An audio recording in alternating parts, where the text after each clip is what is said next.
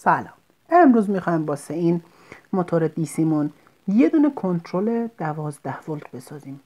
میخوایم باش ولتاژش رو کم و زیاد کنیم، دور موتور رو زیاد و کم کنیم. اگه میخواید آموزش رو یاد بگیرید تا آخر ویدیو با من همراه باشید. سلام، چطورید رفقا؟ اینجا لذت الکترونیک هستشو. من اول خدمتتون هستم. خوش اومدین به این ویدیو. امیدوارم هر جای کستی سالم، سرحال و پیروز باشید. امروز اومدیم گفتم بهتون با ساخت یه همچین وسیله‌ای واقعا ساده است بچه‌ها. میخوام براتون یه چیز تکنولوژی واره خیلی وقت پیش بسازم با تقریبا 10,000 تومان 15,000 تومان تهش.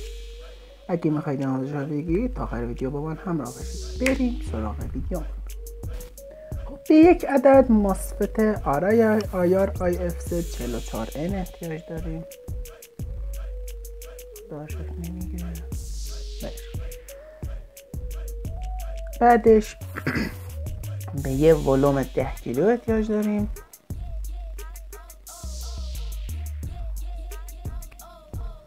ده کیلو همینطور که میبینید و یه دونه خازن 22 میکروفاراد 25 ولت احتیاج داریم و به یک عدد موتور دیسی.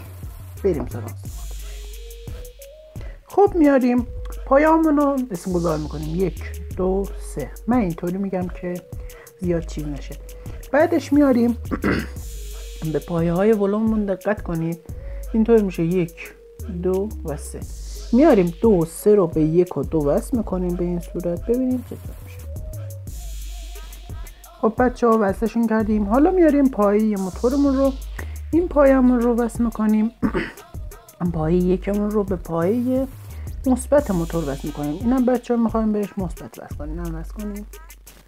خب حالا خازنمون رو میاریم و ببینید قسمت مثبت و منفیش رو که میبینید درسته؟ به این صورت به اینجا وصل میکنیم. وصلش کنیم. خب میبینید وصلش کردیم، به این صورت شد. خب حالا از قسمت منفی موتور که میشه این طرف به اینجا یه دونه سیم منفی وصل میکنیم. شما منفی در نظرش بگیرید. این رو وصل کنیم. خب حالا وصلش کردیم، به این صورت شد. حالا بچه خب رفقا به این صورت شد، به این صورت جیگر. حالا میاریم ببینید بچه ها ولتاژ رو به خودتون رفت دارم. من 5 ولت میخوام بذارم نسوزه، حالا حوصله‌اش رو ندارم. خب منفی مدارمون کجاست؟ منفی مدارمون اینجا میشه چون خازن و قسمت منفی اونجاست. خب قسمت مثبتمون با اجازهتون یه دونه فکر کنم ماسفت سوزوندم تا اینو فهمیدم یکم گیج زدیم.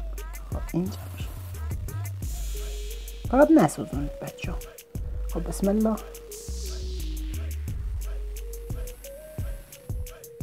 معلوم نمیشه اینو چسب بزنم. خب حالا موتور رو کار میندازیم.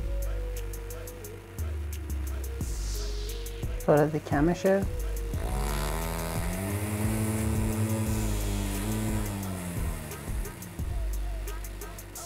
السلام. خیلی خوب رفقا، خاموش. اگه از این سبک ویدیو و این ویدیو خوشتون اومد لایک، ساب، شیر یادتون نره. خلاق و پر انرژی باشید. یا علی.